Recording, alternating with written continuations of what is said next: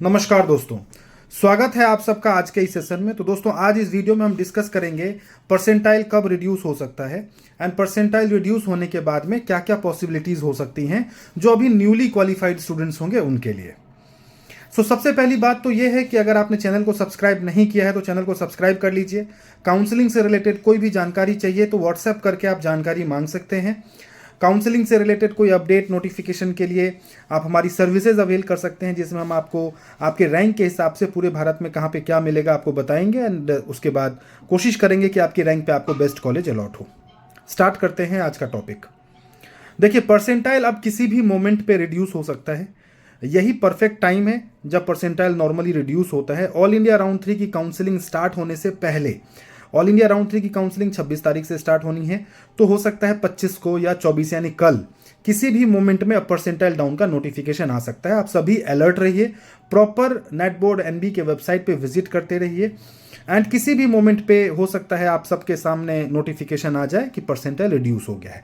अब क्वेश्चन ये है कि परसेंटाइल तो रिड्यूस होगा, बट वो कितना होगा। देखिए, परसेंटाइल रिड्यूस होना तो जीरो ही चाहिए मेरे हिसाब से, क्योंकि जीरो परसेंटाइल होने से ये नहीं होता कि जीरो परसेंटाइल हो गया तो आपको सीट की गारंटी मिल जाती है कि आपको सीट मिलेगा ही मिलेगा। जीरो परसेंटाइल होने से ये हो जाता है कि आप एलिजिबल हो जाते हैं काउंसलिंग में पार्टिसिपेट करने के लिए।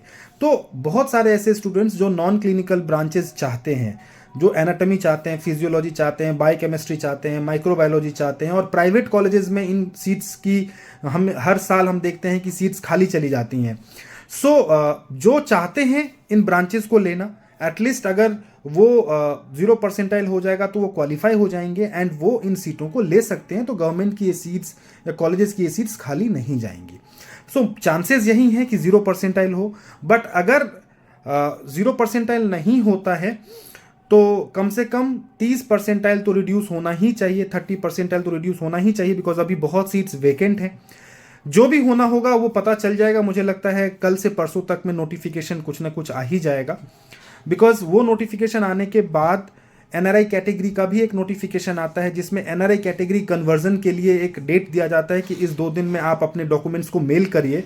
तो वो न्यूली क्वालिफाइड कैंडिडेट्स के डॉक्यूमेंट्स को भी वो मौका दिया जाएगा कि वो मेल करें और वो एनआरआई कैटेगरी में अप्लाई कर पाए। तो मुझे लगता है कल और परसों में कभी भी किसी भी मोमेंट में नोटिफिकेशन आ सकता है। तो आप लोग प्रिपेयर्ड रहिए।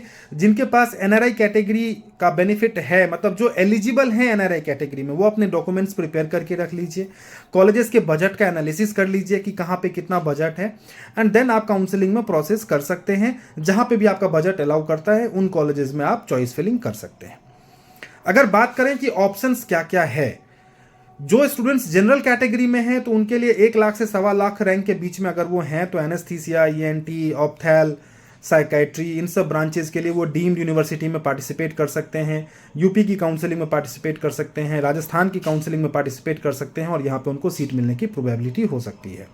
अपर क्लिनिकल ब्रांचेस के लिए उनको राजस्थान में मैनेजमेंट सीट्स और कर्नाटका के मैनेजमेंट सीट्स के लिए उनको जाना चाहिए। अगर आपकी रैंक और नीचे है, 1,40,000, 50,000, 60,000, आप पैथोलॉजी की सीट देख रहे हैं या नॉन क्लिनिकल ब्रांच देख रहे हैं, तो पैथोलॉजी आपको 10, 12, 15 लाख रुपए की फीस में मिल सकता है। नॉन क्लिनिकल ब्रांचेस के लिए आप गवर्नमेंट भी ट्राई कर सकते हैं, एंड क्लिनिकल ब्रांचेस के लिए आपको काफ़ी ज़्यादा बजट में सीट उठाना पड़ेगा। इवन अगर आप लोअर क्लिनिकल ब्रांच यानी एनेस्थीसिया, ईएनटी, ऑप्थेल भी चाहते हैं तो भी आपको बजट अपना काफ़ी इंक्रीज करना पड़ सकता है। आपकी रैंक 1,60,000, 70,000, 80,000 है और आप क्लिनिकल ब्रांच चाहते हैं तो आपको बस राजस्थान और कर्नाटका में ही सीट मिलने की प्रोबेबिलिटी होगी, वो भी very high budget, 70 lakh, 60 lakh, 80 lakh, 90 lakh per annum की फीस पे आपको सीट मिलने की प्रोबेबिलिटी हो सकती है।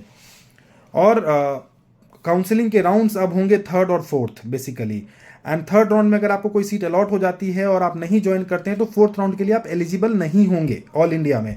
तो बहुत सोच समझ के आपको चॉइस फिलिंग करना चाहिए, उन्हीं कॉलेजेस की करनी चाहिए जहां का आपका बजट हो, बिकॉज यहाँ अपग्रेडेशन का कोई ऑप्शन नहीं होगा। एक बार अलॉट हो गया, चैप्टर क्लोज, तो फिर आप ऑल इंडिया के 4th राउंड में भी नहीं जा पाएंगे। तो इसी वजह से चॉइस फिलिंग बहुत सोच समझ के आपको करनी चाहिए। तो बहुत अच्छे से रिसर्च करके आपको काउंसलिंग में अप्रोच करना चाहिए। काउंसलिंग प्रोसेस में अगर आपको हेल्प चाहिए, अगर आप काउंसलिंग की गाइडेंस लेना चाहते हैं, चाहे वो एनआरआई कैटेगरी की गाइडेंस हो, चाहे वो राजस्थान में मैनेजमेंट सीट्स की गाइडेंस हो, चाहे कर्नाटका में मैनेजमेंट सीट्स की गाइडेंस हो, आप हमारे नंबर पर कॉन्टैक्ट करके हमसे बातचीत कर सकते हैं। हम आपको पूरे प्रोसेस में गाइड करेंगे एंड कोशिश करेंगे कि आपकी रैंक पे आपको बेस्ट कॉलेज अलॉट हो। नमस्कार।